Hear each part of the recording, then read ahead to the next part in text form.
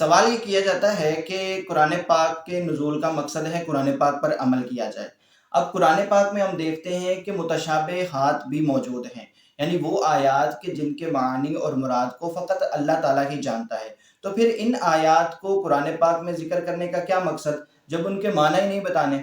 تو اس کا جواب علماء یہ ارشاد فرماتے ہیں کہ یہ کہنا کہ قرآن پاک کی ہر آیت سے عمل مقصود ہے، یہ درست نہیں ہے، کیونکہ قرآن پاک کی بہت ساری آیات ایسی ہیں کہ جو عقائد پر مشتمل ہے، ان سے مقصود صرف یہ ہے کہ مانا جائے، جس طرح اللہ تعالیٰ کی توحید کے بارے میں، حضور علیہ السلام کے خاتم النبیین ہونے کے حوالے سے، اسی طرح دیگر جو آیات ہیں کہ جن میں عقائد کا تذکرہ ہے تو وہ فقط ماننے کی حد تک ہے، ظاہر ہے ان پہ عمل کرنے والی کوئی صورتحال نہیں بنتی۔ اسی طرح بہت ساری آیات ایسی ہیں جو سابقہ امتوں کے قصوں پر مشتمل ہیں۔ اسی طرح بہت ساری آیات ایسی ہے کہ جس میں صرف ڈرانا مقصود ہے۔ اسی طرح بہت ساری آیات ایسی ہے کہ جن میں صرف خوشخبری دینا مقصود ہے۔ تو یہ کہنا کہ ہر آیت ہی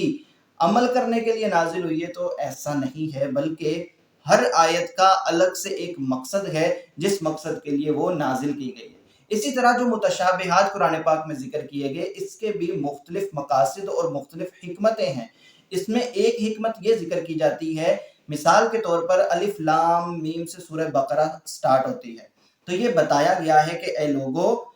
تم یہ جان لو کہ جن حروف سے تم کلام کو ترتیب دیتے ہو، قرآن پاک بھی انہی حروف سے بنا ہے، لیکن تمہارے اندر اتنی طاقت نہیں ہے کہ تم قرآن پاک کے مقابلے میں کوئی آیت بھی بنا سکو۔ تو یہ کیونکہ کفار کو چیلنج تھا کہ قرآن پاک جیسی کوئی صورت یا کوئی آیت ہی لے کے آؤ، تو ان کو بتایا گیا کہ تمہارا کلام بھی عربی زبان میں ہے، قرآن بھی عربی زبان میں ہے، اور وہ حروف جو تم اپنے کلام میں استعمال کرتے ہو وہی حروف قرآن پاک میں استعمال ہوئے۔ لہٰذا اگر ہے تم میں ہمت اور اپنی دانائی پر اتنا فخر ہے اور اپنے آپ کو اتنا فصیح و بلیغ سمجھتے ہو تو پھر قرآن پاک کی کوئی آیت لے کے آؤ۔ تو یہ اللہ تعالیٰ نے ان کا منہ توڑ جواب دینے کے لیے ذکر کیا تھا۔ اور دوسری بات یہ ہے کہ اگر کوئی عالم قرآن پاک کو سمجھے اور الحمد سے لے کے والناس تک سارا ہی سمجھ لے اور وہ یہ دعویٰ کر دے کہ میں نے تو پورے کا پورا قرآن سمجھ لیا، لہٰذا میں نے پورے کے پورے قرآن کا احاطہ کر لیا، لہٰذا اس